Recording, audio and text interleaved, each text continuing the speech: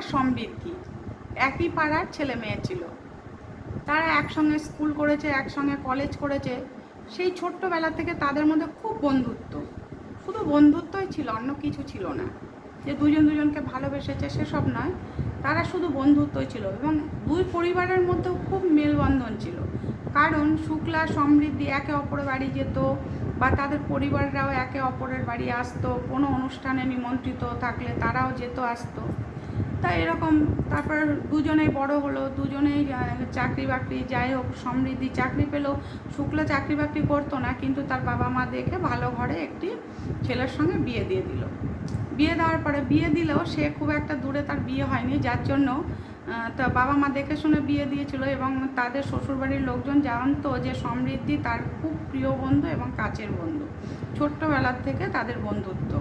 তাই শ্বশুরবাড়ির লোকজনও সমৃদ্ধির বাড়ি আসতো, এবং সমৃদ্ধির বউ বাচ্চা কাচ্চা বা বাবা মা সবাই সবার বাড়ির সঙ্গে রিলেশন খুব ভালো ছিল।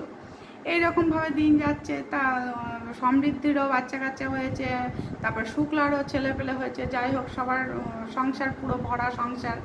কিন্তু যখন সমৃদ্ধি শুক্লাকে ডাকতো তার বাড়িতে বা কোনো পার্টিতে, তখন দুজন যেত।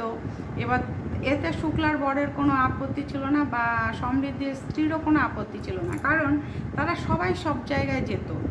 সমৃদ্ধি যদি শুক্লাকে ডাকতো, শুক্লার পরিবার যেত শুক্লা নিয়ে। আর যদি সমৃদ্ধিকে ডাকা হতো তাহলে সমৃদ্ধি তার পরিবারকে নিয়ে যেত। এরকমভাবে বন্ধুদের পার্টিতে বা কারোর অফিস কলিগের কোনো পার্টিতে, বা কোনো বন্ধুদের মধ্যে কোনো বার্থডে পার্টি, অ্যানিভার্সারি পার্টি, সব জায়গায় তারা যেত।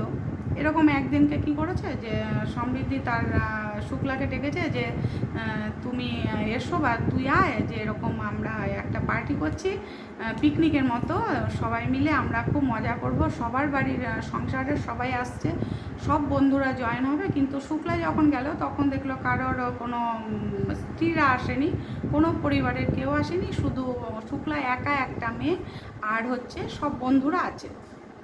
তাই সে ভেবেছে সমৃদ্ধি যখন আছে তাহলে তার কোনো চিন্তা নেই। তাই সে সমৃদ্ধিকে প্রচুর ভরসা করতো এবং ভালোবাসতো বন্ধু হিসেবে। সে ছোটোবেলার থেকে জানে যে সমৃদ্ধি তার পাশে আছে।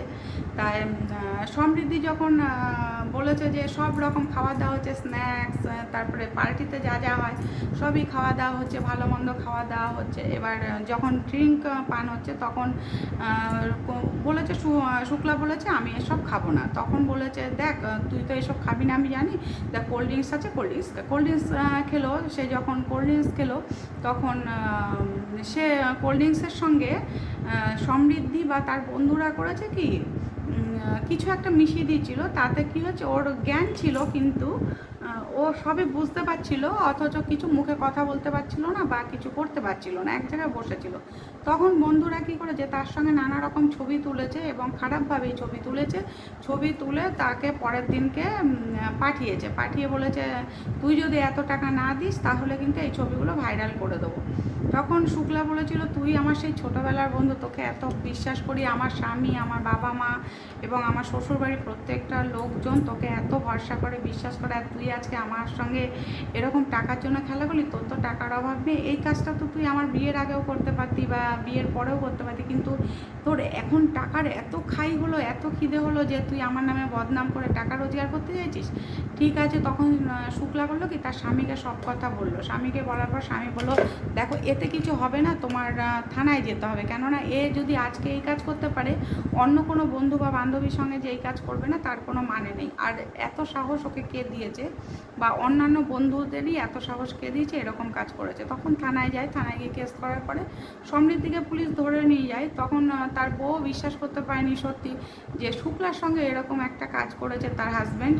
তো সব বন্ধুরা ভালোবাসার মধ্যেই থাকো, নিজের মনের মধ্যে থাকো, কিন্তু এরকম অসভ্যতামি বা খারাপ কাজ করো না যেখানে বন্ধুত্ব শব্দটাই উঠে যায়।